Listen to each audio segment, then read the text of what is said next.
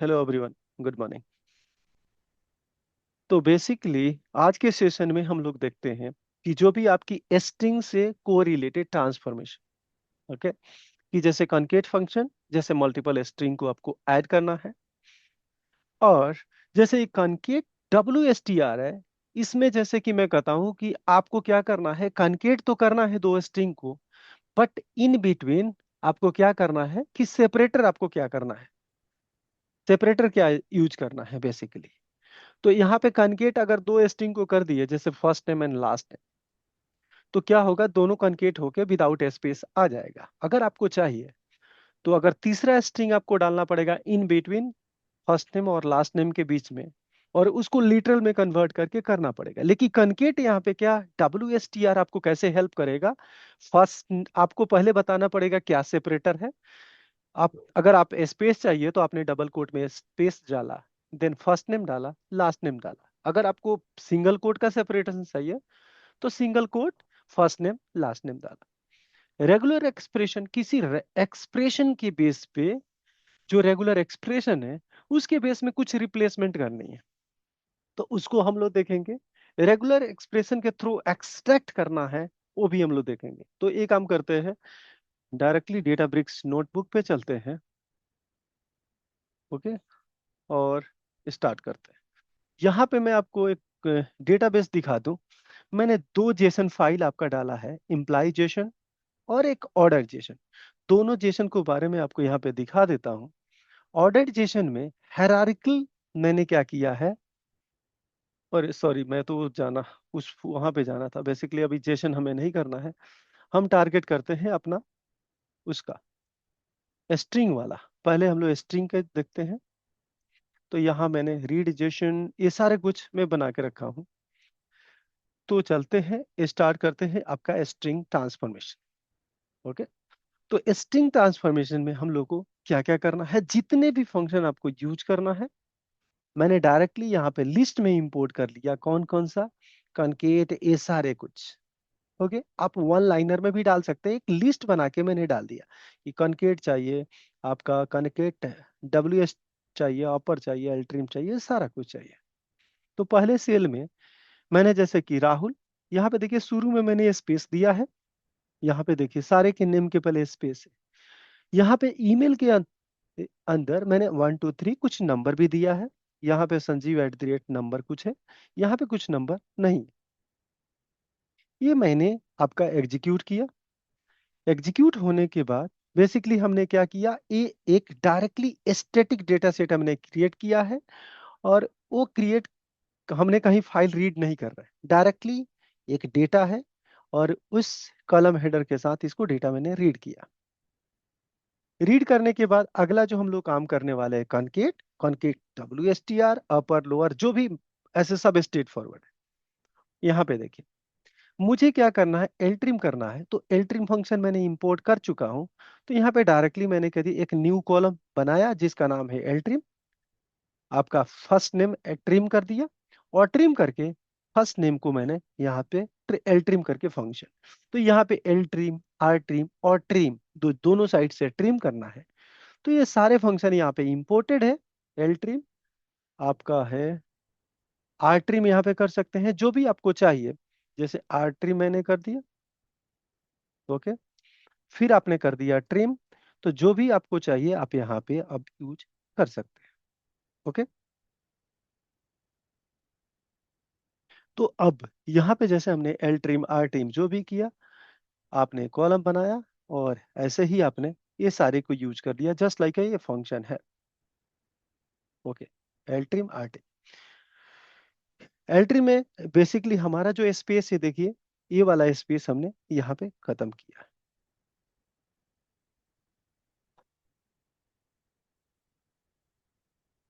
तो अगर मैं बात करूं कि ये डेटा फ्रेम के अंदर आपका एल ट्रिम जो है वो ये स्पेस कम हो जाएगा, तो इसकी लेंथ और इसकी लेंथ हम कंपेयर करेंगे, तो आपको डिफरेंस पता लगेगा क्या डिफरेंसेस है।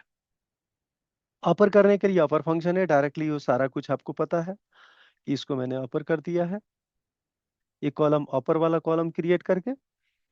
सेम आपका कॉनकेट मैंने यहाँ पे लिटरल मैंने पहले ये प्लान किया था कि अगर आपको यहाँ पे मैंने दो स्ट्रिंग को भेजा, दो कॉलम दिया, एक फर्स्ट नेम आपका और एक एक आपका है लास्ट नेम, जो हमने फर्स्ट नेम ट्रिम करके किया और दोनों को कनकेट करना है। ओके, तो इसको मैंने क्या किया, फुल नेम कनिकेट किया, first trim plus last name, तो ट्रिम करके ये आपके पास डेटा फ्रेम बनेगा। लेकिन डायरेक्टली ये एक कॉलम है, ये पहले ही से एक कॉलम है जो हमारा डेटा फ्रेम के अंदर है, जो DF2 के अंदर या DF के अंदर है, ये तो हो जाएगा। लेकिन आप सोचेंगे कि यहाँ पे डबल कोट करके और ये स्पेस डाल दूं और इसको भी थर्ड स्ट्रिंग करके कनकेट करूं, तो ये नहीं करेगा। बेसिकली आपको कॉलम में कन्वर्ट करना पड़ेगा इस स्टैटिक डेटा। ओके, यहाँ पे आपका नहीं काम, cannot resolve this one. Okay, तो इसको आपको करना पड़ेगा आपका लिटरल में कन्वर्ट करेंगे। ओके, और इसको आपका करके और इसको आप अगर सेलेक्ट करेंगे तो आपको ये डेटा आपको कनकेट होके फुल कनकेट होगा, जो स्पेस आपका जो हमने ऐड किया यहाँ पे आ गया। तो डायरेक्टली आप कनकेट नहीं करेंगे, लिटरल कन्वर्ट करना पड़ेगा। दूसरा बात करते हैं कि आपको क्या करना है, जो ये यहाँ हम लोग काम किए थे, इसको डायरेक्टली अगर करना है तो यहाँ पे एक पहले से एक फंक्शन है कॉनकेट सेपरेटर विथ सेपरेटर, तो मैंने यहाँ पे कर दिया स्पेस। तो क्या करेगा, ये दोनों नाम को कनकेट करेगा विथ वे स्पेस। तो जो भी यहाँ पे सेपरेटर, जैसे मैं पाइपलाइन के साथ सेपरेटर करता हूँ, तो ये पाइपलाइन के साथ सेपरेट कर देगा बोथ को। ओके, तो ये आपका देखिए, राहुल हाइफन पाइप कुमार, गौरव पाल, संजीव शर्मा। ओके, तो यहाँ भी जो आपको सेपरेटर चाहिए वो आप सेपरेटर यहाँ पे डाल सकते हैं। दो स्पेस चाहिए, आपने दो स्पेस दिया। तो ये आप जब भी कुछ कनकेट करना है तो आप डायरेक्टली सेपरेटर के साथ करना है, तो ये वाला मेथड से बेटर है आपका डब्ल्यू विथ सेपरेटर आप कर लीजिए। ओके, अब आगे चलते हैं। ये आपको थोड़ा इंपॉर्टेंट है कि अगर मुझे रिप्लेस कुछ करना है विथ रेगुलर एक्सप्रेशन, मैंने ईमेल कॉलम के अंदर पता किया जो भी आपका न्यूमरिक है 0 से 9 के इन बिटवीन, उसको मुझे रिप्लेस करना है आपका विद, मतलब ब्लैंक से करना है नहीं, आपको हटा देना है, रिप्लेस कर देना है, कोई यहाँ पे वैल्यू हमने नहीं दिया। तो जो भी ईमेल के अंदर, जैसे आप देखे होंगे, जैसे कि ईमेल ए है 1 2 3, तो जो भी इस ईमेल के अंदर 1 2 3 है, ये रिप्लेस विद अ ब्लैंक, ये आप देखे होंगे। तो कल के डेट में कुछ भी ऐसे पैटर्न आता है और उस पैटर्न को आपको करना है तो आप कर सकते हैं। कल के डेट में आप कहेंगे डोमेन नेम मुझे चाहिए, तो आप @ के बाद, जो मैंने नेक्स्ट में किया है कि मुझे आपको करना है @ के बाद उसको मुझे एक्सट्रैक्ट करना है रेगुलर एक्सप्रेशन से। यहाँ पे मैंने 0 किया तो फुल रिकॉर्ड को वो वैलिडेट करेगा, और मैंने एग्जीक्यूट किया और यहाँ पे आपको ये नो, तो यहाँ पे देखिए @ के बाद ये निकल गया। अगर आपको डोमेन निकालना होता तो हमने कहा कि एक माइनस कर दिया और यहाँ से स्टार्ट किया, तो बेसिकली आपके पास केवल डोमेन का नेम यहाँ पे आ जाएगा। तो instead of going with like a cut paid, आप कहेंगे कैर इंडेक्स पे जाएंगे, उसका लोकेशन पता करेंगे किस लोकेशन पे है, उस पे सब स्ट्रिंग चलाएंगे, उसके जगह पे आप जाके रेगुलर एक्सप्रेशन यूज करके डोमेन का नेम निकाल सकते हैं। ओके, अब आगे चलते हैं, लेंथ निकालना है तो उसके डायरेक्टली लेंथ कॉलम से आप लेंथ निकाल सकते हैं, जो भी आपका कॉलम है। तो हमें लग रहा है कि स्ट्रिंग में इतना ही आपका मेनली है। ओके, इसमें कोई क्वेरी है? मैं ये काम करूंगा जब भी ये कॉल फिनिश होगा, बेसिकली ये सारे जो आपका स्ट्रिंग ट्रांसफॉर्मेशन है या जो आपका ग्रुप वाइज जो ट्रांसफॉर्मेशन है, एग्रीगेशन है, वो आपको मैं शेयर कर दूंगा। ओके, कोई क्वेरी है राहुल, गौरव इसमें? नहीं सर, स्ट्रेट अवे है तो। ये पूरे स्ट्रेट फॉरवर्ड है कि आप सीक्वल आता है तो उसमें मेन जो आपको एक कनकेट विथ सेपरेटर करना है, और रेगुलर एक्सप्रेशन रिफ्रेश और रेगुलर एक्सप्रेशन एक्सट्रैक्ट, और कुछ भी नहीं है, ऑफ कोर्स सब कुछ सेम है। ओके, और जब इतना रामायण हो तो आप यहाँ पे स्टार करके सारे आप इंपोर्ट कर सकते हैं मेथड इंस्टेड ऑफ ये वाला। ओके, तो आप ऐसे कर हम्म। सकते हैं ठीक है इसको। सर। मैं क्लोज करता हूँ और ग्रुप वाइज वाला एग्रीगेशन और ग्रुपिंग देखता हूँ। इसका भी आप अधिकतर हम लोग कर चुके हैं, लेकिन मैं देखा कि ऐसे वन बाय वन कैसे कर सकते हैं, जो मैं उस दिन राहुल को बोला था कि आप वन बाय वन कर लीजिए। तो इस एग्रीगेशन में बेसिकली हम क्या कर रहे हैं, एक डेटा सेट क्रिएट किए। आपका इम्प्लाई वाला डेटा है और डिपार्टमेंट और सैलरी इसका मेंशन है, तो एक डेटा सेट मैंने क्रिएट किया। और क्रिएट होने के बाद मुझे अगर जैसे कि ग्रुप वाइज करना है, काउंट करना है, तो देखिए मैंने ग्रुप वाइज डिपार्टमेंट काउंट किया। तो देखिए आपका ग्रुप वाइज काउंट ही आ गया। सब सीक्वल का ही कमांड है, थोड़ा आपको प्रैक्टिस करना पड़ेगा। ऐसे मैंने ग्रुप वाइज किया, बट सम ऑफ सैलरी वहां पे काउंट किया था, यहाँ पे अब कर रहे हैं सम ऑफ सैलरी। ये आपका सम ऑफ सैलरी हो गया। यहाँ पे ग्रुप वाइज कर रहे हैं डिपार्टमेंट, बट एवरेज सैलरी, यहाँ पे आपका एवरेज सैलरी एप्लीकेट हो गया डिपार्टमेंट वाइज बेसिकली। यहाँ मैंने कर दिया कि आपको मीन और मैक्स सैलरी आपको निकालना है, उसका एलियाज एलियाज एक काम कर दिया मैंने कि इसकी हेडर आपका मीन सैलरी और मैक्स सैलरी कर दिया। ओके, उसके बाद हम चलते हैं यहाँ पे, जैसे कि मैंने स्टार को काउंट किया और यहाँ पे सम सैलरी, ये सारे कुछ मैंने ग्रुप वाइज किया डिपार्टमेंट, और ये सारे एग्रीगेट मेथड आपका मैंने चलाया।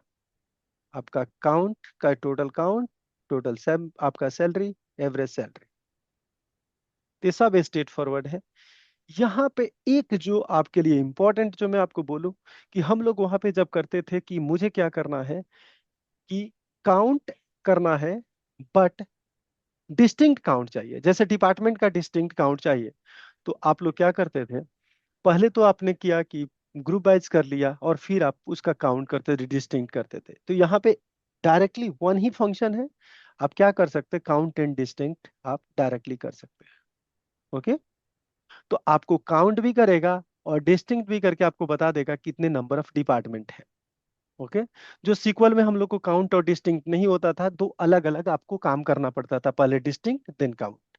ओके, तो ये डायरेक्टली इस फंक्शन को यूज करेंगे, वो आपका बेटर देन जो भी आपका ग्रुप करके है उसे बेटर है, ग्रुप करके काउंट से बेटर है। वो एक्सपेंसिव है और ये आपका एक्सपेंसिव नहीं है। क्लियर? तो हमें लग रहा है इसमें भी कोई आप लोग को डाउट नहीं होगा।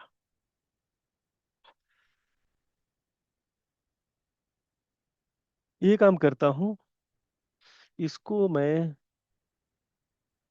इसको मैं एक्सपोर्ट कर देता हूँ, डाउनलोड एज अ, आपको सोर्स फाइल कर देता हूँ, आप इंपोर्ट कर लीजिएगा।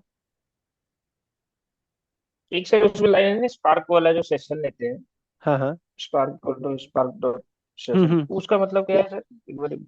देखिए, उसका मेन मतलब है, जैसे कि अभी तो आपका सेशन का बारे में इसलिए नहीं पता, हम लोग इंडिपेंडेंट एक ही सेशन काम कर रहे हैं। कल के डेट में आप क्या करेंगे, एक ही प्रोसेस, जैसे आप एक प्रोसेस चला रहे हैं और सेम प्रोसेस एक और दूसरी कंपनी के बंदा चला रहा है। ओके, अच्छा समझिए कि सेम टीम में दो बंदे चला रहे हैं सेम प्रोसेस। कैसे आइडेंटिफाई करेगा कि ये स्पार्क का सेशन है, कौन सा है, कौन सी एप्लीकेशन है, क्या डिस्क्रिप्शन है, क्या कॉन्फ़िगरेशन है। उस स्पार्क कॉन्फ़िगरेशन में, जैसे आप समझिए कि सीक्वल की कॉन्फ़िगरेशन में हमने क्या करते हैं कि जैसे एक्सपी सीएमडी सेल सेट कर दिया, मान लीजिए आपने उसका कर दिया कि ट्रेस ऑन कर दिया, तो सेशन लेबल, स्पार्क के सेशन लेबल जो भी आपकी पैरामीटर है, जैसे पार्टीशन साइज क्या होना चाहिए, क्योंकि आप जब भी आपको प्रोसेस करना है तो जितने पार्टीशन होते हैं उतना सीपीयू होते हैं। अगर आपको पता लगता है कि अभी मैं यूज कर रहा हूं, तो पार्टीशन साइज जैसे कि डिफॉल्ट उसकी जैसे 128 या 124 होता है पार्टीशन साइज। अगर उसको इतना एमबी होता है 128, तो उसकी साइज आपको इन्हांस करनी है, बड़ा करनी है, क्योंकि आपके पास जो प्रोसेसर है, जो कैपेसिटी है वो हाई है। तो उस स्पार्क सेशन में कर सकते हैं। उसके होता है एडेप्टिव क्वेरी, एक नया फीचर आया है ट्यूनिंग के लिए, एडेप्टिव एक्यूई बोलते हैं। अगर मैं अपने सेशन में ये सारे कुछ इनेबल कर दिया, तो केवल मेरे सेशन में आपका इफेक्टिव होगा, ना कि बाहर के सेशन में हो। ओके, तो वो समझिए सेशन लेवल कॉन्फ़िगरेशन है, पार्टीशन साइज, रैम साइज, ये सब कुछ आप कॉन्फ़िगर कर सकते, कितने वर्कर नोड हो सकता है, कितना मिनिमम वर्कर नोड हो सकता है, तो उस सेशन लेवल पे आप सेट कर सकते हैं। तो जब भी जैसे कि हम लोग जब प्रोजेक्ट करेंगे ना, तो ये सारे कुछ सेटअप करेंगे। जैसे कि आप कोई जॉब अगर चलाते हैं, तो जॉब में बोलते हैं ना कि ये रन टाइम होगा, ये आपका मैक्स और मीन क्लस्टर आपका वर्कर नोड होगा। ओके। तो ये सारे कॉन्फ़िगरेशन स्पार्क सेशन पे आप करते हैं, जिससे आपको बेटर परफॉर्मेंस आ जाए। आपको पता है ना कि मेरी साइज अगर इतना टेराबाइट की आ रही है, तो आपको कितने पार्टीशन करनी है। ओके। तो हम्म। उस साइज के तो अकॉर्डिंग कितना कॉन्फ़िगरेशन सेट होना चाहिए। अब मुझे जेसन को अगर सपोज कीजिए प्रोसेस करना है, तो उस स्पार्क सेशन में क्या क्या लाइब्रेरी अवेलेबल होना चाहिए यूज करने के लिए। अच्छा, तो ये मतलब वही हो गया, जैसे कॉन्फ़िगरेशन जो सेशन बना दिया है उसी को हाँ। एक्सेस करने के लिए स्पार्क सेशन हाँ। और लिखा गया दूसरा है। एक मेनली अगर मैं आपसे बात करूं, तो सबसे बड़ा है कि दो टास्क चल रहा है और दोनों टास्क के बीच में सेपरेशन के लिए, जैसे आप वहां पे जाते कैसे कहाँ पे करते हैं, सीक्वल का भी एग्जांपल ले तो वहां पे एक नेमिंग देते हैं एप्लीकेशन का नाम। सपोज कीजिए कि एक एप्लीकेशन, एक वेबसाइट है अमेजन का हम्म। और एक है फ्लिपकार्ट का। मुझे अगर प्रोफाइलर से फिल्टर आउट करनी है कि केवल अमेजन वाला वही सेम, दोनों सेम डेटाबेस को कैप्चर कर रहा है। ओके। दोनों सेम डेटाबेस को रीड कर रहा है, तो मुझे अमेजन वाला चाहिए। तो उसमें एप्लीकेशन नेम का एक फिल्टर होता था, आप देखे होंगे, एप्लीकेशन नेम इन प्रोफाइलर। तो उस हम्म। एप्लीकेशन नेम के बेस पे आप फिल्टर आउट कर सकते हैं कि ए सेशन, अब मुझे दो सेशन है, दोनों में से एक को किल करना है, स्पार्क सेशन में से टर्मिनेट करना है। तो बेसिकली मुझे उसके डिस्क्रिप्शन से आपको पता लग जाएगा कि फाइनली ये कौन सा प्रोसेस को मुझे किल होना चाहिए, डिटेल इंफॉर्मेशन हो जाएगा आपके पास। मतलब अलग अलग है, वही एक तरह से सेशन हाँ, जैसे कॉन्फ़िगरेशन आप हो कर गया। सकते हैं। ओके। और वो ठीक है, मल्टीपल यूजर होंगे तो अलग अलग उसके हाँ सेशन हाँ। होंगे, क्या कि आप कभी तो जरूरत अकेले पड़ा तो। काम नहीं करेंगे क्लस्टर पे। जब भी क्लस्टर पे काम हम्म। करते हैं ना, तो आपका आप अकेले नहीं होते। जैसे मान लीजिए कि मैंने स्पार्क का क्रिएट किया एक डेटा फ्रेम, तो आपके सेशन में क्रिएट होगा, ना कि उसके सेशन में। ये स्पार्क बिल्डर में देखिए, जब क्रिएट करते हैं ना, तो क्रिएट करते समय हम्म। बहुत कुछ पार्टीशन साइज आपको, उसके बाद आपको रैम कितना, वर्कर नोड कितना, मैक्स वर्कर नोड पार्टिसिपेट करेगा, सारा कुछ आप यहाँ कॉन्फ़िगर कर सकते हो। और उसके बाद भी आपको जो मेन टारगेट आपको समझना है कि कुछ ऐसे कॉन्फ़िगरेशन होते हैं जिससे आपका ट्यूनिंग परफॉर्म होगा। अब सपोज कीजिए कोई, मैंने AQI जो AQE होता है उसको एडेप्टिव क्वेरी मैंने इनेबल किया, तो केवल आपके सेशन के लिए यूज हुआ। अगर ट्रेस ऑन किया तो केवल आपके सेशन को होगा, न कि बाकी सेशन का। हो सकता है आपके क्वेरी के लिए ट्रेस ऑन जरूरी है, लेकिन दूसरे क्वेरी के लिए ट्रेस ऑन इसलिए आपको डिग्रेड कर देगा परफॉर्मेंस, उसको ट्रैक करेगा। तो ओके। तो उस लेवल, सेशन लेवल इंफॉर्मेशन अगर स्पार्क का आपको सेटअप करना है अपने सेशन के लिए, तो आप सेटअप कर सकते हैं। ओके। अब आगे चलते हैं, जो मेन टारगेट आज का है, हमें करना है, रीड करना है जेसन फाइल। जेसन फाइल के बारे में आपको दिखा देता हूं। और यहाँ पे ऑर्डर जेसन आपको मैं दिखाता हूँ। इसमें थोड़ा आपका दो तरह के मैंने हायरार्की बनाया है। नेस्टेड जेसन, जैसे एक कस्टमर आईडी है, कस्टमर आईडी का नाम है वन, आईडी नेम है राहुल। ओके। ये प्रोडक्ट, दो प्रोडक्ट परचेज किए, laptop and mouse. Okay, just like a nested. तो उस केस में अगर देखा जाए तो दो इंफॉर्मेशन है, एक ऑर्डर डिटेल है और एक दूसरा आइटम डिटेल भी है। Okay. Order and order detail, दो टेबल होता है, सीक्वल के केस में बात कर रहे हैं। तो जब भी आप फ्लैट करेंगे, तो just like he order detail होगा। ओके। तो ये कैसे आपका, जैसे कि ऑर्डर आईडी आ जाए, फिर आपका यहाँ पे ऑर्डर, हाँ देखिए ऑर्डर आईडी टॉप लेवल पे है। फिर दूसरा एक सब क्या है, आपका कस्टमर। कस्टमर के दो इंफॉर्मेशन है, customer ID and customer name. तो एक हायरार्की तो ये हो गया, कस्टमर टेबल अलग हो गया, आइटम टेबल अलग हो गया। और पूरे का अगर मिला के बात करूं, तो ये ऑर्डर टेबल है। इस ऑर्डर आईडी के अगेंस्ट में इस कस्टमर ने, इस कस्टमर के नेम ने दो प्रोडक्ट खरीदा, यही है ना। क्योंकि आपका तीन टेबल होगा, order table, customer table and item table, इस हायरार्की के अकॉर्डिंग। तो इसको कैसे फ्लैट करके आप टेबल बनाने वाले हैं, ऑर्डर आईडी, ऑर्डर, ऑर्डर का ऑर्डर आईडी, ऑर्डर का कस्टमर आईडी, ऑर्डर का आपका नेम, ऑर्डर का कस्ट आईडी, फिर यहाँ पे ऑर्डर का कस्ट आइटम का, यहाँ पे आपका प्रोडक्ट प्राइस, ऑर्डर का, आइटम का, प्रोडक्ट एंड प्राइस। कैसे फ्लैट करेंगे तो उसको हम देखते हैं। तो मैंने एक इम्प्लाई जो सिंगल आपको यहाँ पे लिया हुआ है। ओके, तो जब आपका इम्प्लाई में लिया हो तो इम्प्लाई का भी सैंपल आपको दिखा दूं यहाँ पे। ये एकदम स्ट्रेट फॉरवर्ड है। आप देखिए, ये इम्प्लाई है, ये फ्लैट डेटा है, देख रहे हैं। तो फ्लैट डेटा पढ़ना बहुत आसान है, इसमें जेसन करके रीड कर लेंगे, आपका काम हो जाएगा। तो यहाँ पे मैं आपको शो करता हूँ और देखिए कि ये स्ट्रेट फॉरवर्ड है। लेकिन जब भी आपका, तो जेसन पढ़ना आसान है, लेकिन जहां पे मल्टी लेवल होगा वहां पे आपको थोड़ा डिफिकल्ट है, जो आपको समझना है। तो यहाँ पे आपको राहुल या गौरव कोई इशू नहीं है। आपने क्या कि मल्टी लाइन है, आपने इस इम्प्लाइजेशन को आपने वहां पे मैंने अपलोड कर दिया है और डायरेक्ट रीड कर दिया है। केवल आपको करना है डॉट, वहां लोड करते थे, डॉट जेसन करते थे, यहाँ पे जेसन करना है। वहां पे फॉर्मेट पे आपको सीएस भी करते थे, फॉर्मेट आपको पार्केट करते थे, लेकिन यहाँ पे डॉट जेसन करना है। ओके, अब आगे चलते हैं। जो मेन आपका एक्सप्लोड फंक्शन के लिए कुछ दिन पहले हम लोग बात किए थे कि अगर हायरार्की में है तो कैसे उस हायरार्की डेटा को कैसे पढ़ेंगे। और ये अधिकतर स्ट्रीमिंग डेटा में बहुत से आते हैं कि एक ही जेसन फाइल में पूरी डाटाबेस का इंफॉर्मेशन होता है। जैसे अभी बात किए थे, कस्टमर का डिटेल, आपका ऑर्डर का डिटेल एंड प्रोडक्ट का डिटेल सारे एक ही टेबल में था। तो रीड करने का वही सेम है तरीका, कोई दिक्कत नहीं। लेकिन यहाँ पे फ्लैट करने के लिए डेटा फ्रेम मैंने फ्लैट बनाया। ओके, उस डेटा फ्रेम में पहले ऑर्डर आईडी रूट पे है, कोई दिक्कत नहीं आपको हुआ।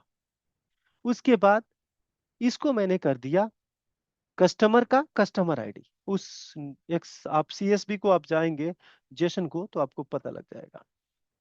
देखिए, ये आपका हो गया आपका कस्टमर की कस्टमर आईडी एंड कस्टमर का नेम।